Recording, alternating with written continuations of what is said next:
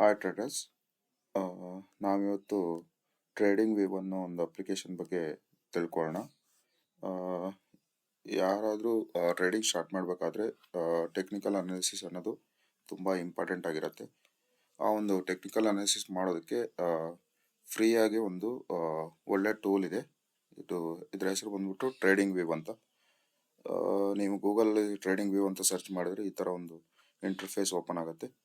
ನೀವು ಅದ್ರ ಮೇಲೆ ಕ್ಲಿಕ್ ಮಾಡಿದ್ರೆ ಅದು ಈ ಥರ ಓಪನ್ ಆಗುತ್ತೆ. ಇದರಲ್ಲಿ ನಿಮಗೆ ಜಸ್ಟ್ ಪೇಯ್ಡ್ ವರ್ಷನ್ ಇದೆ, ಆದರೆ ನೀವು ಫ್ರೀಯಾಗಿ ಒಂದು ಜಿಮೇಲ್ ಅಕೌಂಟ್ ಇದ್ರೂ ಕೂಡ ನೀವು ಇದನ್ನ ಯೂಸ್ ಮಾಡ್ಕೋಬೋದು ಅದರಿಂದ ಲಾಗಿನ್ ಆಗಿಬಿಟ್ಟು. ಓಕೆ, ಈಗ ನಾವು ಹೇಗೆ ಅದನ್ನ ಟ್ರೇಡಿಂಗ್ ಸೆಟಪ್ ಮಾಡ್ಕೋಬೇಕು ಅನ್ನೋದನ್ನ ನೋಡೋಣ. ಹಾಗೆ ನಾನು ಯೂಸ್ ಮಾಡೋಂಥ ಟ್ರೇಡಿಂಗ್ ಸೆಟಪ್ನು ನಿಮಗೆ ಇದರಲ್ಲಿ ಡಿಸ್ಪ್ಲೇ ಮಾಡ್ತೀನಿ. ಓಕೆ, ಈಗ ಸರ್ಚಲ್ಲಿ ಹೋಗಿ ನಮಗೆ ನಿಫ್ಟಿ 50 ಬಗ್ಗೆ ಎಲ್ಲ ಅನಾಲಿಸಿಸ್ ಮಾಡ್ಬೇಕಂತ ಇದ್ರೆ ಈ ಥರ ಸರ್ಚ್ ಮಾಡಿಬಿಟ್ಟು ನಿಫ್ಟಿ 50ಯನ್ನು ಸೆಲೆಕ್ಟ್ ಮಾಡಬೇಕಾಗಿರುತ್ತೆ. ಇಲ್ಲ ನೀವು ಬ್ಯಾಂಕ್ ನಿಫ್ಟಿಲಿ ಮಾಡ್ತೀರಿ ಅಂದರೆ ಬ್ಯಾಂಕ್ ನಿಫ್ಟಿನ ಇಲ್ಲಿ ಅವೈಲೇಬಲ್ ಇರುತ್ತೆ. ಓಕೆ, ಇದ್ರ ಮೇಲೆ ಕ್ಲಿಕ್ ಮಾಡಿದ್ರೆ ಈ ಥರ ಪೇಜ್ ಓಪನ್ ಆಗುತ್ತೆ. ನೀವು ಅದನ್ನ ಫುಲ್ ಚಾರ್ಟ್ ಅಂತ ಕ್ಲಿಕ್ ಮಾಡಿದ್ರೆ ನಿಫ್ಟಿದು ಲೈವ್ ಅಪ್ಡೇಟ್ಗಳು ಇಲ್ಲಿ ಬರ್ತಾ ಇರುತ್ತೆ. ಪ್ರೈಸ್ ಯಾವ ರೀತಿ ಮೂವ್ ಆಗ್ತಿದೆ, ಯಾವ ಡೈರೆಕ್ಷನಲ್ಲಿದೆ, ಎಷ್ಟಿದೆ ಅಂತ.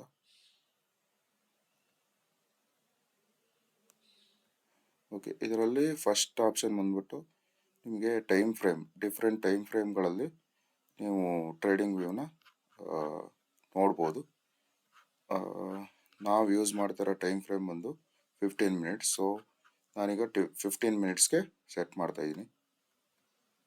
15 ನೋಡ್ತಾ ಇದ್ದೀರಾ, 15 ಮಿನಿಟ್ಸಿಗೆ ಸೆಟ್ ಮಾಡಿದ ಮೇಲೆ ಈ ಥರ ತೋರಿಸುತ್ತೆ ಅದು ಚಾರ್ಟಲ್ಲಿ. ನೆಕ್ಸ್ಟ್ ಆಪ್ಷನ್ ಬಂದ್ಬಿಟ್ಟು ಟೈಪ್ ಆಫ್ ಕ್ಯಾಂಡಲ್ಸ್. ನೀವು ಕ್ಯಾಂಡಲ್ಸ್ನ ಯಾವ ರೀತಿ ವ್ಯೂ ಮಾಡ್ಬೋದು ಅಂತ ಇಲ್ಲಿ ಸೆಲೆಕ್ಟ್ ಮಾಡ್ಕೋಬೋದು. ಬಾರ್ಸ್ ಥರ ಕೊಟ್ಟರೆ ಈ ಥರ ಬರುತ್ತೆ. ಆಮೇಲೆ ಕೆಲವರು ಸ್ಟೈಲಲ್ಲಿ ಲೈನ್ ಥರ ನೋಡ್ಕೊಬಿಟ್ಟು ಟ್ರೇಡ್ ಮಾಡ್ತಾರೆ, ಅವರಿಗೆ ಈ ಥರ ಇರುತ್ತೆ. ನಾವು ಯೂಸ್ ಮಾಡ್ತಾ ಇರೋದು ಕ್ಯಾಂಡಲ್ಸ್.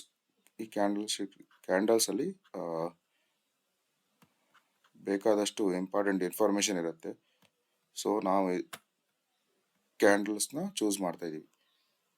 ಈ ಕ್ಯಾಂಡಲ್ಸ್ ಕೂಡ ಕೆಲವೊಂದು ಸಲ ಪ್ರೈಸ್ ಏನು ಮಾಡ್ತಿದೆ ಅಂತ ತಿಳಿಸುತ್ತೆ. ಪ್ರತಿಯೊಂದು ಕ್ಯಾಂಡಲು ಇಂಪಾರ್ಟೆಂಟ್ ಆಗಿರುತ್ತೆ. ಸೊ ನೀವು ಇಂಡಿಕೇಟರ್ಸ್ಗಳನ್ನು ಇಲ್ಲಿ ಯೂಸ್ ಮಾಡ್ಬೋದು. ಈಗ ಡಿಫ್ರೆಂಟ್ ಟೈಪ್ಸ್ ಆಫ್ ಇಂಡಿಕೇಟರ್ಸ್ನ ತೋರಿಸ್ತೀನಿ. ಇಂಡಿಕೇಟರ್ ಸೆಕ್ಷನಿಗೆ ಹೋದರೆ ನೀವು ನೋಡ್ಬೋದು, ಇಲ್ಲಿ ತುಂಬ ಇಂಡಿಕೇಟರ್ಸ್ಗಳು ಇದ್ದಾವೆ. ಕೆಲವೊಂದು ಫ್ರೀ ಇರುತ್ತೆ, ಕೆಲವೊಂದು ಪೇಯ್ಡ್ ಇರ್ತವೆ. ನಾವು ಯೂಸ್ ಮಾಡ್ತಾ ಇರೋಂಥ ಇಂಡಿಕೇಟರ್ ಬಂದ್ಬಿಟ್ಟು ಪಿವೋಟ್ ಪಾಯಿಂಟ್ಸ್ ಅಂತ. ಇದರಲ್ಲಿ 3 ಇಂಡಿಕೇಟರ್ಸ್ಗಳನ್ನ ನೀವು ಫ್ರೀ ವರ್ಷನಲ್ಲಿ ಆ್ಯಡ್ ಮಾಡ್ಕೋಬೋದು. ಫಸ್ಟ್ ಈಗ ಪಿವೋಟ್ ಪಾಯಿಂಟ್ ಆ್ಯಡ್ ಮಾಡ್ದಂಗೆ ಅಂತ ತೋರಿಸ್ತೀನಿ. ಪಿವೋಟ್ ಅಂತ ಸರ್ಚ್ ಮಾಡಿದ್ರೆ ಇಲ್ಲಿ ಆಪ್ಷನ್ ಬರುತ್ತೆ, ಪಿವೋಟ್ ಪಾಯಿಂಟ್ ಸ್ಟ್ಯಾಂಡರ್ಡ್. ಇದ್ರ ಮೇಲೆ ಕ್ಲಿಕ್ ಮಾಡಬೇಕಾಗತ್ತೆ. ಕ್ಲಿಕ್ ಮಾಡಿದ ತಕ್ಷಣ ಇದನ್ನ ಕ್ಲೋಸ್ ಮಾಡಬೇಕಾಗತ್ತೆ. ಈಗ ನೋಡಿ ಹಿಂದ್ಗಡೆ ಬಂತು, ಪಿವೋಟ್ ಪಾಯಿಂಟ್ಸ್ ಅಪ್ಲೈ ಆಯಿತು. ಈಗ ಅದನ್ನು ಸೆಟ್ಟಿಂಗ್ ಮಾಡೋದು ಹೆಂಗೆ ಅಂತ ತೋರಿಸ್ತೀನಿ.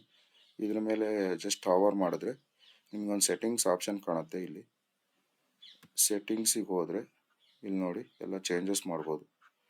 ನಮಗೀಗ ಇದು ಸಪೋರ್ಟ್ ಆ್ಯಂಡ್ ರೆಸಿಸ್ಟೆನ್ಸ್ ಇಷ್ಟು ತೋರಿಸ್ತಾ ಇದೆ, ಇದೆಲ್ಲ ಸಪೋರ್ಟ್ ಆ್ಯಂಡ್ ರೆಸಿಸ್ಟೆನ್ಸು. ಈಗ ನಾವು 3 level of support and resistance ನಮಗೆ ಸಾಕು. ಸೊ ನಾವು ಈ S4 R4 ಇದನ್ನೆಲ್ಲ ತೆಗಿತಾ ಇದ್ದೀವಿ. ನೋಡಿ, ತೆಗೆದ ಮೇಲೆ ಅದೆಲ್ಲ ಇಂಪ್ಯಾಕ್ಟ್ ಆಗ್ತಿದೆ. ಈಗ ಟೈಪ್ ಬಂದ್ಬಿಟ್ಟು ಕ್ಲಾಸಿಕ್ ಅಂತ ಮಾಡ್ಕೊಳ್ಳೋಣ. ಇದ್ರ ಕಲರ್ ಬೇಕಾದ್ರೆ ನೀವು ಚೇಂಜ್ ಮಾಡ್ಕೋಬೋದು. ಇಲ್ಲಿ ಕ್ಲಿಕ್ ಮಾಡಿದ್ರೆ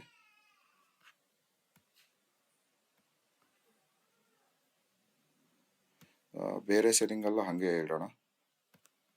ಓಕೆ, ನೋಡಿ ಈಗ ನಮ್ಮ ಚಾರ್ಟಿಗೆ ಪಿವೋಟ್ ಪಾಯಿಂಟ್ ಅಪ್ಲೈ ಆಗಿದೆ. ಇದು ಏನು ತೋರಿಸುತ್ತೆ ಅಂದರೆ ಇದು ಪಿವೋಟ್ ಪಾಯಿಂಟು ನಿಮ್ಮ ಪ್ರಾಫಿಟ್ ಆ್ಯಂಡ್ ಲಾಸಸ್ನ ಬುಕ್ ಮಾಡೋಕ್ಕೆ ಹೆಲ್ಪ್ ಮಾಡುತ್ತೆ. ಅಂದರೆ ಈ ಇಂಪಾರ್ಟೆಂಟ್ ಲೆವೆಲಿಂದ ಇದೊಂದು ನಿಮ್ಮದು ರೆಸಿಸ್ಟೆನ್ಸ್ ಆಗಿರುತ್ತೆ. ಯಾವಾಗಲೂ ಇಲ್ಲಿಂದ ರೆಸಿಸ್ಟೆನ್ಸ್ ತಗೊಂತು ಅಂದರೆ ಈ ಪಾಯಿಂಟ್ ತನಕ ಬರುತ್ತೆ. ಅದೊಂದು ಸಪೋರ್ಟ್ ಆ್ಯಂಡ್ ರೆಸಿಸ್ಟೆನ್ಸ್ ಥರ ವರ್ಕ್ ಮಾಡುತ್ತೆ. ಮತ್ತೊಂದು ಇಂಪಾರ್ಟೆಂಟ್ ಅಂದರೆ ಇದನ್ನು ನಾವು ಅಂದರೆ ನಾನು ಟ್ರೇಡ್ ಮಾಡೋ ಪ್ರಕಾರ ಇದು ನಾನು ಇಲ್ಲಿಂದ ಇಲ್ಲಿವರೆಗೆ ವ್ಯಾಲ್ಯೂ 400ಇಂದ 800 ತನಕ ಇದ್ದರೆ ಮಾತ್ರ ನಾನು ವಾಲಟೈಲ್ ಮಾರ್ಕೆಟ್ ಅಂತ ಕನ್ಸಿಡರ್ ಮಾಡ್ತೀನಿ. ಬೇರೆ ವ್ಯಾಲ್ಯೂಸ್ ಇದ್ದರೆ ನಾನು ಅದನ್ನು ಆ ದಿನ ನಾನು ಟ್ರೇಡ್ನ ಸ್ವಲ್ಪ ಅವಾಯ್ಡ್ ಮಾಡ್ತೀನಿ, ಇಲ್ಲ ನಾನು ಕ್ವಾಂಟಿಟಿನ ರಿಡ್ಯೂಸ್ ಮಾಡ್ತೀನಿ. ಈಗ ಒಂದು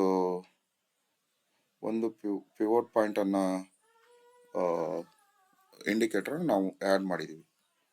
ಈಗ ಮತ್ತೊಂದು ಇಂಪಾರ್ಟೆಂಟ್ ಇಂಡಿಕೇಟರ್ನ ಆ್ಯಡ್ ಮಾಡೋಣ. ಅದು ಬಂದ್ಬಿಟ್ಟು EMA ಅಂದರೆ ಮೂವಿಂಗ್ ಆವ್ರೇಜ್ ಎಕ್ಸ್ಪೋನೆನ್ಷಿಯಲ್ ಅಂತಿದೆಯಲ್ಲ, ಇದನ್ನ ನಮಗೆ ಕ್ಲಿಕ್ ಮಾಡಬೇಕಾಗತ್ತೆ.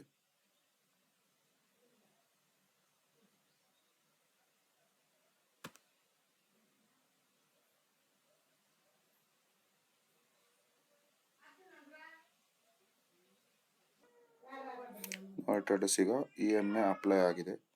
ಇದ್ರದ್ದು ಸೆಟ್ಟಿಂಗ್ಸಿಗೆ ಹೋದರೆ ನಮಗೆ ಈ ಥರ ಇರುತ್ತೆ. ಇಲ್ಲೇನು ಚೇಂಜಸ್ ಮಾಡೋದು ಬೇಕಾಗಿರಲ್ಲ, ಎಲ್ಲ ಚೇಂಜಸ್ನು ಡಿಫಾಲ್ಟಾಗಿ ಇಟ್ಕೊಳ್ಳೋಣ. ಆಮೇಲೆ ಇದು EMA ಏನು ಇಂಡಿಕೇಟ್ ಮಾಡತ್ತಂದರೆ ಪ್ರೈಸ್ ಯಾವತ್ತು ಇದರಿಂದ ಡಿಸ್ಟೆನ್ಸ್ ದೂರ ಹೋದರೆ ಇದ್ರ ಕಡೆನೇ ಮೂವ್ ಆಗೋಕ್ಕೆ ಟ್ರೈ ಮಾಡುತ್ತೆ. ಇದು ಮೂವಿಂಗ್ ಆವ್ರೇಜ್ ಅಂದರೆ ವೆಯ್ಟೆಡ್ ಆವ್ರೇಜ್ ಆಗಿರುತ್ತೆ. ಈ ಮೂವಿಂಗ್ ಆವ್ರೇಜ್ ಮೇಲೆ ಇದ್ದಾಗ ನೀವು ಸೆಲ್ ಸೈಡ್ ಟ್ರೇಡ್ನ ಪ್ಲಾನ್ ಮಾಡಬಾರ್ದು, ಯಾಕಂದರೆ ಅದರ ಆಪೋಸಿಟ್ಟು ಮೂವ್ ಆಗಲ್ಲ. ಯಾವತ್ತು ಇದು ಕ್ರಾಸ್ ಆದರೆ ಮಾತ್ರ ನಾವು ಸೆಲ್ ಸೈಡ್ ಪ್ಲಾನ್ ಮಾಡಬೇಕಾಗಿರುತ್ತೆ. ನೆಕ್ಸ್ಟ್ ಇಂಡಿಕೇಟರ್ ಬಂದ್ಬಿಟ್ಟು ವಾಲ್ಯೂಮ್ ಅಂತ.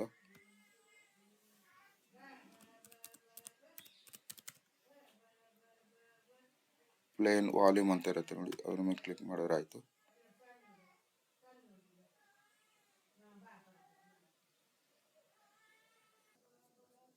ನೋಡಿ ಟ್ರೇಡರ್ಸ್, ಈಗ ವಾಲ್ಯೂಮು ಅಪ್ಲೈ ಆಗಿದೆ. ಈ ವಾಲ್ಯೂಮ್ ಏನು ಇಂಡಿಕೇಟ್ ಮಾಡತ್ತಂದರೆ ನಿಮ್ಮ ಸೆಲ್ ಅಥವಾ ಬೈ ಕಡೆ ಎಷ್ಟು ಜನ ಟ್ರೇಡರ್ಸು ಇಂಟ್ರೆಸ್ಟಿಂಗ್ ಆಗಿದ್ದಾರೆ ಅಂತ ತೋರಿಸುತ್ತೆ ಇದು. ಈ ವಾಲ್ಯೂಮ್ ಇನ್ಕ್ರೀಸ್ ಆಗ್ತಿದೆ ಅಂದರೆ ಗ್ರೀನ್ ವಾಲ್ಯೂಮ್ ಇನ್ಕ್ರೀಸ್ ಆಗ್ತಿದೆ ಅಂದರೆ ಬೈಯರ್ಸು ಹೆಚ್ಚು ಇಂಟ್ರೆಸ್ಟನ್ನು ತೋರಿಸ್ತಾ ಇದ್ದಾರೆ ಈ ಟ್ರೇಡಲ್ಲಿ ಅಂತ. ಹಾಗಾಗಿ ಇದು ಒಂದು ಇಂಪಾರ್ಟೆಂಟ್ ಇಂಡಿಕೇಟರ್ ಆಗಿರುತ್ತೆ. ಹಾಗೆ ನೆಕ್ಸ್ಟು ಈ ಕಡೆ ನೋಡಿದ್ರೆ ನೀವು ಇಲ್ಲಿ ಕೆಲವೊಂದು ಇಂಪಾರ್ಟೆಂಟ್ ಆಪ್ಷನ್ ಇರುತ್ತೆ ನೋಡಿ. ಇಲ್ಲಿ ಟ್ರೆಂಡ್ ಲೈನು, ಈ ಥರ ಎಲ್ಲ ಲೈನ್ಸ್ಗಳನ್ನು ನೀವು ಡ್ರಾ ಮಾಡ್ಬೋದು. ಈಗ ನಾನು ನಿನ್ನೆ ಹೇಳ್ತಾ ಇದ್ನಲ್ಲ, ಒಂದು ಇಂಪಾರ್ಟೆಂಟ್ ಲೆವೆಲ್ ಅಂದರೆ ಈ ಥರ, ಈ ಇಂಪಾರ್ಟೆಂಟ್ ಲೆವೆಲ್ನ ಮಾರ್ಕ್ ಮಾಡೋಕ್ಕೆ ನಾವು ಟ್ರೆಂಡ್ ಲೈನ್ನ ಯೂಸ್ ಮಾಡ್ಬೋದು. ಈ ಥರ ಪಾಯಿಂಟರ್ನ ಯೂಸ್ ಮಾಡಿಬಿಟ್ಟು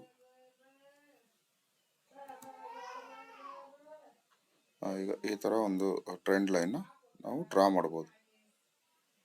ನಿಮಗೆ ಯಾವ ರೀತಿ ಬೇಕೋ ಆ ರೀತಿ ಟ್ರೆಂಡ್ ಲೈನ್ಗಳನ್ನು ಡ್ರಾ ಮಾಡ್ಬೋದು. ಹಾಗೆ ಇದನ್ನು ಡಿಲೀಟ್ ಕೂಡ ಮಾಡ್ಬೋದು. ಡಿಲೀಟ್ ಮಾಡಿದ್ರೆ ಅದು ಡಿಸಪಿಯರ್ ಆಗುತ್ತೆ. ಹಾಗೆ ಇನ್ನೊಂದು ಇಂಪಾರ್ಟೆಂಟ್ ಆಪ್ಷನ್ ಏನಂದರೆ ಟ್ರೇಡಿಂಗ್ ವ್ಯೂವಲ್ಲಿ ನೀವು ಅಲರ್ಟ್ಗಳನ್ನು ಸೆಟ್ ಮಾಡ್ಬೋದು. ಈಗ ಇಲ್ಲಿ ಕಾಣ್ತಾ ಇದೆ ನೋಡಿ, ಇದು ಒಂದು ಇಂಪಾರ್ಟೆಂಟ್ ಲೆವೆಲ್ ಆಗಿದ್ದರೆ ಇದನ್ನು ಕ್ರಾಸ್ ಮಾಡಿದ ತಕ್ಷಣ ನೀವು ಟ್ರೇಡ್ ತೊಗೊಳ್ಳೋದಾದರೆ ಇಲ್ಲಿ ಹವರ್ ಮಾಡಿಬಿಟ್ಟು ರೈಟ್ ಕ್ಲಿಕ್ ಮಾಡಿದ್ರೆ ನಿಮಗೆ ಅಲರ್ಟ್ ಅಂತ ಒಂದು ಆಪ್ಷನ್ ಬರುತ್ತೆ. ಇಲ್ಲಿ ನೋಡಿ, ಆ್ಯಡ್ ಅಲರ್ಟ್ ಅಂತ. ಈ ಅಲರ್ಟ್ಗಳನ್ನ ಕೂಡ ನೀವು ಸೆಟ್ ಮಾಡ್ಕೋಬೋದು. ಈ ಅಲರ್ಟ್ ಸೆಟ್ ಮಾಡೋದೇನೆಂದರೆ, ನೀವು ಸಿಸ್ಟಮಿಂದ ದೂರ ಇದ್ದರೂ ಕೂಡ ಪ್ರೈಸ್ ಈ ಲೈನಿಗೆ ಬಂದರೆ ನಿಮಗೆ ನೋಟಿಫಿಕೇಶನ್ ಸೌಂಡ್ ಮಾಡುತ್ತೆ ಸಿಸ್ಟಮ್.